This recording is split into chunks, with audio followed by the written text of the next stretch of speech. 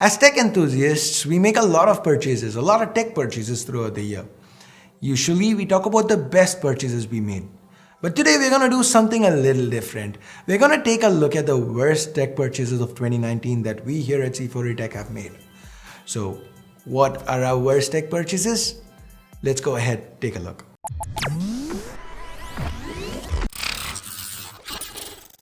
Hey guys, Amurtha here, and here's my tech horror story. So before I get into the main story, a bit of a prelude. I've always had bad luck with electronic razors. You know, the ones that you use to shave your beard and stuff? So yeah, I first started off with an old Philips razor. It kind of had bad battery life from the very beginning, and by the start of 2018 it died on me. So at that time I had a job that required me to basically travel on a weekly basis. So I was looking for something a bit smaller because the Philips razors is kind of big, you have to carry a separate charger. Anyway, so at that time I came upon the Megia portable electronic razor. It was like really small, like as small as a credit card or a debit card. So I was kind of interested and I imported one from Banggood. It costs around 1,500 rupees in Indian currency, but with import charges and everything, I ended up paying somewhere around 3,000 to 3,500 rupees. So when I got it, I was really impressed. Okay, it had a full metal body, it looked sleek as was advertised, and it had a micro USB port, so I didn't even need to carry around a separate charger. So I put it into my bag and I go to my workplace, and it's like the morning of a big meeting and I'm like, okay, I have to shave. I put it on, it already is fully charged. So I just put it to my face and nothing happens. I'm not kidding, guys. This shaver does not literally shave. So I'm like trying very hard. I'm just pushing it down onto my skin and it just takes clumps of hair out. It's not an even shave and it gives me the worst skin rashes. Like, I generally do not have skin irritations, but this one gave me so bad skin rashes. I just can't describe it in words. So yeah, that's been my tech horror story. That's the Megia portable electronic shaver. It really did not work for me. I don't know. I think I was doing something wrong, but then later on I checked the forums and there are a lot of people who complain about it.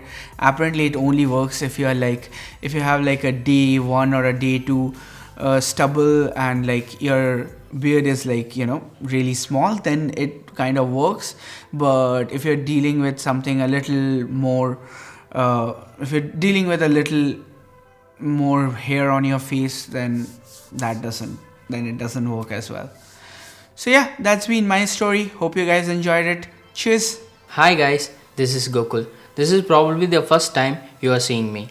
That's because I work as a cameraman here at C4E Tech. Anyway, here's my story. So I bought a Pebble 20,000 mAh power bank. I used an iPhone 6s. I thought it would charge it many times, but it did not. Not even once. I thought maybe it would work with an Android phone, so I tried it with my 70. Spoiler alert, it did not work with that either. So I lost 1,500 down the drain. Thanks, Pebble. Okay, my worst tech purchase. Some people are gonna hate me for this. It's gotta be the Canon 60 Mark II. And here's what I hated. Different lens systems for APS-C and full frame, so it's EFS and EF, and I'm so used to using APS-C lenses on my full frame Sony cameras, so this was actually news to me. I should have known it beforehand, yes, but hey, it is annoying, right? APS-C lenses are markedly cheaper most of the time, and they are lighter too, more importantly. So I like having a few in my arsenal. The majority is still full frame lenses, but we do use a few from time to time. And the ability to switch to the center of the sensor and use it. Now with Sony cameras, you can shoot full HD via the crop sensor. So every lens ends up giving you 2 different shooting options, and Sony has a lossless 2x zoom via software, but let's not even take that into account. You really can't do that with a Canon camera. And then there's the optical viewfinder. This is more of a personal preference as someone who's always used electronic viewfinders. Given my Sony setup, I just couldn't get used to the optical viewfinders. And the worst offender here, what I really hated about the 60 Mark II was the lack of 4K. I thought I wouldn't really miss 4K since we shoot a lot of 1080p 60, like this video that you're seeing, but 4K or the lack thereof on a 1.5 lakh camera, that's just sad. Anyway, I could probably take up the entire video talking about why I ended up getting rid of my Canon 60 Mark II a few months after buying at a 40,000 rupee loss. But hey, you know what? I'm gonna keep it short. This is the purchase that I regret making the most last year. Hey guys, Ananthan here. My worst tech purchase was actually my first tech purchase. This happened when I was in 8th grade. I bought this iPod. Well, not exactly an iPod. It was an iPod clone from a sketchy website. It's a trap! I paid $9.99 for it, and remember this was 12 years ago, so it was like a huge investment for me. Actually, to my surprise, the product turned out to be fine. Screen was decent, all buttons were working. Even the audio output was good for the price. The problems began when I started charging it using the included charger. 3 chargers in and the iPod straight out blew up. I just heard a pop sound and that's it. My 2-day-old device is no more. Rest in peace, iPod, not designed or manufactured in California. So 8th grade Ananthan, if you're watching this, don't buy that iPod, and if you already did, never charge it using the included charger. So jokes apart, that was my worst tech purchase and that I regret to this day. Hope you guys enjoyed this. Hi guys, I'm Hari. I do camera works in C4E Tech. I'm not the person who buy the tech gadgets regularly, but I used some gadgets. In that list, I have one gadget that disappoints me. Zebronics Zip Journey wireless neckband earphones. I bought the earphones few months back. It costs around $1,000. In 10 days, that earphones make some glitch sound. So I climb, replace and get new unit in 15 days. Hey guys, Harris here from C4E Tech. My worst tech purchase is actually the Skullcandy inked wireless earphones. Don't get me wrong, it's a good earphone. I have used it for when we were testing out for the best Bluetooth earphones in C4E Tech, and I kind of liked how it sounded. That's why I got it and ordered it for myself, and that's when everything started. So you see, that's where the trouble began. When I ordered it, it was costing around $3,000, which is okay. And then I ordered it, and after 2 days the price dropped $700 and it came around like $2,300.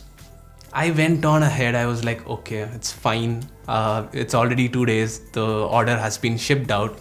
So let's actually get it for the $3,000 itself. And finally, when the shipment arrived, the headphones were defective. And I did what everyone would do.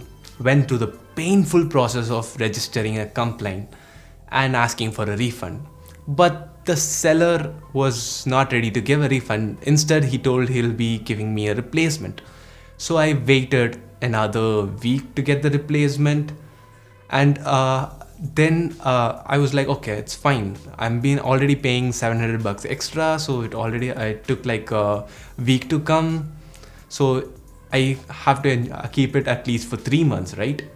And then I took out for a ride on day 2, and I was on my bike and the wind was on my face, and with my headphones on, the headphones just flew and it caught in the tire of a car and it broke to pieces. No. And it was, if you guys can remember, the Skullcandy inked wireless was a plastic body. So it broke to literally pieces so that there was no evidence of the headphones whatsoever. So that's the story. It was a good earphones. I've used it in the office and it sounded good. The build, I didn't like the plastic build, but yes, it was a good earphone. But if I did get some time, at least like a month to enjoy the earphones, I would have been super happy. The fact that all the pain of getting it and paying extra just to use it for a day was super bad. So that's it. So that's pretty much it for our worst tech purchases of 2019. What did you guys think? Which was the most stupid purchase? What is the worst purchase that you've made? Let me know in the comments below. And guys, we are trying some things a little different these days. These are all videos we wanted to do in the past, but given the regular amount of phones, the constant phones that were launching before the lockdown, we really didn't have time to. So now, one of the things that we've been doing during this lockdown is, all those videos that we set aside saying we don't have time for. We're trying to get those out. So what do you think? Is this something you'd like to see a little bit more of? Let me know in the comments below. And with that, we are at the end of this video. You know what to do. Like, share, subscribe, turn on notifications, bell icon and all that. So thanks a lot for your time. Thanks a lot for watching. Till next time, Ash here from C4E Tech signing off. You guys have a great day. Bye-bye.